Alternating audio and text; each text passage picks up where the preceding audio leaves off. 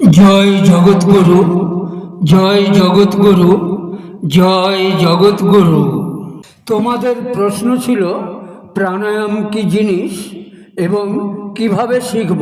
হাতে মাইক্রোফোন নিয়ে প্রাণায়াম সবসময় ভালোভাবে বোঝানো বা দেখানো যায় না, তবু চেষ্টা করছি, কারণ অনেক দূরে থেকে তোমরা না হলে আমার শব্দগুলো তো শুনতে পাবে না প্রাণায়াম বিষয়ে, কাজে মাইক্রোফোনটা হাতে রাখতে বাধ্য হচ্ছে।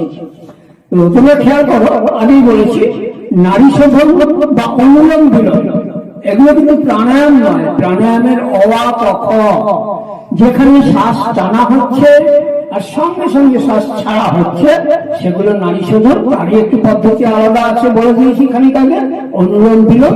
এটা তোমার প্রাণায়ামের ভিত তৈরি করবে। এইভাবে প্রাণায়াম কিছু আগে তোমাদের আমি পুরো কুম্ভক রেচক বিষয়ে আলোচনা করেছি আগের কথাগুলোতে। সেটা প্রথমে তুমি আস্তে আস্তে পূরক করবে, মানে পূর্ণ করবে প্রাণবায়ুকে।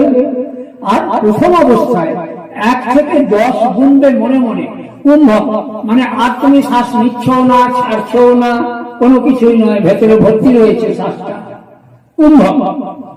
এবার আস্তে আস্তে 10 সেকেন্ড পর শ্বাসটা আস্তে আস্তে আস্তে আস্তে 10 সেকেন্ড 15 সেকেন্ড ধরে ছাড়া অভ্যাস করবে। দেখবে কিছুক্ষণ করার পরে তুমি কিন্তু হাঁপিয়ে যাচ্ছে। সুতরাং প্রাথমিক অভ্যাসে সংসারী মানুষ তোমরা একটু চুপচাপ বসে একটু বিশ্রাম নিয়ে নাও, 30 সেকেন্ড বিশ্রাম নিয়ে আবার একবার শুরু করো। এইভাবে 5 বার করবে, 4 বার থেকে 5 বার। যখন তুমি চুপচাপ করছো তখন একে বলা হয় নির্বীজ প্রাণায়াম। আর যখন তুমি এখানে গুরুর বীজ মন্ত্র জপ করতে করতে করছো তখন এটাকে বলা হয় সবীজ প্রাণায়াম। আর একটা রকমের প্রাণায়াম আছে বলা ধান ক্রিয়া যোগে, তুমি মনে মনে ইষ্টমূর্তি বা গুরুমূর্তি ধ্যান করতে করতে প্রাণায়াম করতে পারো, সেটা সবীজ নির্বীজেরও ঊর্ধ্বে ধ্যান প্রাণায়াম। তিনটেতেই কাজ হয়। নির্বীজ প্রাণায়ামে তোমার দেহ মন প্রাণ পরিষ্কার হবে, হালকা হবে। আর সবীজ প্রাণায়ামে মানে গুরুর ইষ্ট মন্ত্র জপ করতে করতে যে প্রাণায়ামে তুমি খুব তাড়াতাড়ি আছে পরমাত্মার সঙ্গে যোগ যুক্ত হবে, যেটা গীতায় ভগবান শ্রীকৃষ্ণ অর্জুনকে বলেছেন তসমাৎ যোগী ভবার জন্য, তুমি সেই যোগী হও। এবং যোগীর পদ্ধতিও তিনি গীতায় বলে দিয়েছেন।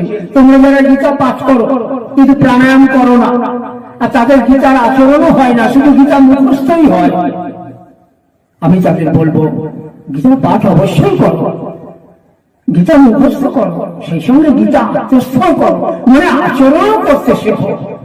একটা শ্লোক যদি গীতার আচরণ করো তবেই তোমার গীতা পাঠের সার্থকতা। আর দেখবে গীতাতে প্রাণায়ামের কথাও লেখা আছে। ভগবান শ্রীকৃষ্ণ স্বয়ং বলেছেন প্রাণায়াম না করলে গীতার গভীরতা বা গীতার আচরণের যে অভিজ্ঞতা সেটা তোমার হৃদয়ঙ্গম হবে না, গীতা পাঠ তোমার সার্থক হবে না।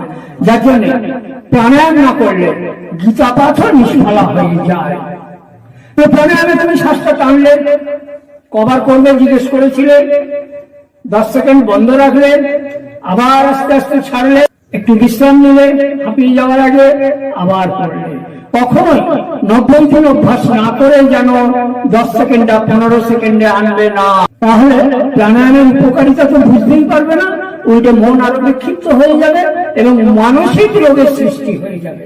দেহের রোগের মতন মানসিক রোগ কি কি না, হতাশা, মানসিক বিক্ষিপ্ততা, চঞ্চলতা, উচাটন অবস্থা, পরচর্চা, পরশ্রীকাতরতা, এই রোগগুলো আরো সৃষ্টি হয়ে যাবে। হঠাৎ হঠাৎ ক্রোধ, মনের মধ্যে উদ্ভট চিন্তা, এগুলো দূর করার জন্য প্রাণায়ামের আগে বারবার বলেছি আহার সংযম, বিশুদ্ধ আহার। আহার সংযম মানে অল্প খাওয়া নয়, আহার সংযম মানে তেল মশলা ঝাল কম, যেটা গীতায় ভগবান শ্রীকৃষ্ণ প্রাণায়ামের আগে শিখিয়ে দিয়েছেন। তুমি বেশি তেল ঝাল মশলা মানে রজগুণাত্মক খাবার খেও না। বেশি অধিক অম্ল, অধিক কটু, অধিক টক, অধিক যা কিছু খাবে তোমার শরীরে রোগের সৃষ্টি হবে এবং মনের দুঃখদায়ক সৃষ্টি হবে।